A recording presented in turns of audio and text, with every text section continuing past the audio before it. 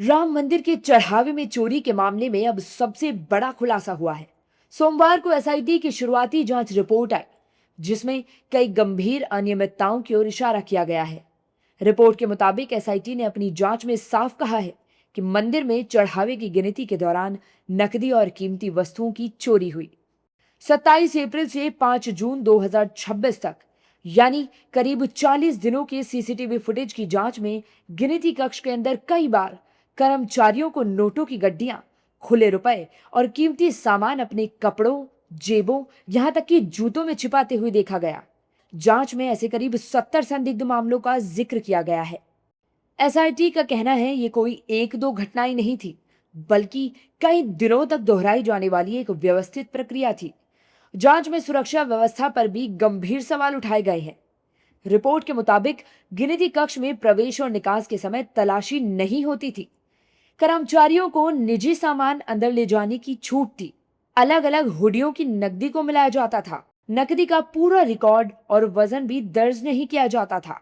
SIT ने अपनी report में 6 लोगों की भूमिका पहली नजर में संदिग्ध बताई है, जिसमें अविनाश शुक्ला, अनुकल्प मिश्रा, लवकुश मिश्रा, मनीष कुमार यादव, करुणेश पांडे और रामा शंकर मिश्रा उर्फ टिन्नू का नाम शामिल है। इधर एसआईटी की रिपोर्ट आई, उधर राजनीतिक शोर भी सुनाई देने लगा। विपक्ष का आरोप है कि बीजेपी सरकार ने राम मंदिर में चोरी करके करोड़ों श्रद्धालुओं की आस्था के साथ खिलवाड़ किया है। गिनती में खुलासा हुआ। यही हम शुरू से कह रहे थे कि जो पैसे गिने गए हैं उनकी अनियमितता तो सामने आ जाएगी, लेकिन जो रुपए बगैर गिने लूट किए, जैसे 16 करोड़ श्रद्धालु कुंभ के समय में आए थे और 84 करोड़ का चढ़ावा जो है सिर्फ मंदिर के कोष में जमा हुआ है, जबकि एक आदमी ने अगर 100 रुपए भी दिए होते तो 1600 करोड़ रुपए जमा होने होते। तो एसआईटी तो गिनती के रुपयों की जांच कर रही है। लगातार सीसीटीवी के जो फुटेजेस आए हैं, एसआईटी ने बोला है कि 40 दिन में 70 बार चोरियां हुई है। हर जगह से चोरी हुई है। चंदा की चोरी हुई है, चढ़ावे की चोरी हुई है, निर्माण कार्य में चोरी हुई है। अनिल मिश्रा के ऊपर 40% कमीशन का आरोप लगा है। वहां पे जो जमीन अधिकृत किया गया है उसमें गमन किया गया है। मतलब कोई ऐसा कोना नहीं बचा राम जी का जहां पे इन भ्रष्टाचारियों ने चोरी ना की हो। शर्म आनी चाहिए। राम के अलंकार चोरी हो गए, सीता माई के अलंकार, आभूषण चोरी हो गए, चांदी की ईंटें चोरी हो गई, सोने की चढ़ावा चोरी हो गया। लगभग 2000 करोड़ का एक घोटाला राम मंदिर के ट्रस्ट में हुआ है। तो इस्तीफे से क्या होगा? पूरे राम मंदिर ट्रस्ट के ऊपर एफआईआर लॉन्च होना चाहिए और राम मंदिर ट्रस्ट को कटघरे में खड़ा करना चाहिए। ये लोगों के साथ विश्वासघात है। वहीं बीजेपी का कहना है कि जांच पूरी पारदर्शिता से हो रही है और दोषी चाहे कोई भी हो, उसे किसी कीमत पर बख्शा नहीं जाएगा।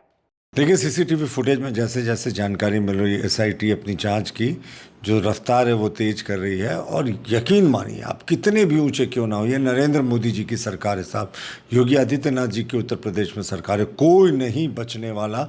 और राम मंदिर 500 वर्षों के बाद बना है और वहाँ रामलला के मंदिर में चोरी हो जाए और कोई बच जाए, ये होने वाला नहीं। देखिए, एफआईआर हो, एसआईटी हो, इंक्वायरी हो, इन्वेस्टिगेशन हो, गिरफ्तारी हो, जब्ती हो, सरकार और प्रशासन ने सर्वोच्च प्राथमिकता के साथ इस काम को किया है। अकारण कुछ राजनीतिक ताकतें ऐसी हैं जिनको 2027 का उत्तर प्रदेश का विधानसभा चुनाव दिख रहा है।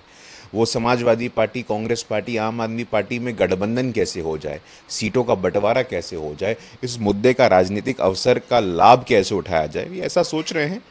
भक्त, आस्था और श्रद्धा ये सर्वोच्च प्राथमिकता का विषय था, है और आगे भी रहेगा। चढ़ावा चोरी में पहले ही 8 गिरफ्तारियां हो चुकी हैं। अब सबकी नजर इस बात पर है कि एसआईटी की रिपोर्ट के आधार पर आगे कितनी और गिरफ्तारियां होती हैं और राम मंदिर की सुरक्षा व्यवस्था में और कौन से बड़े बदलाव किए जाते हैं।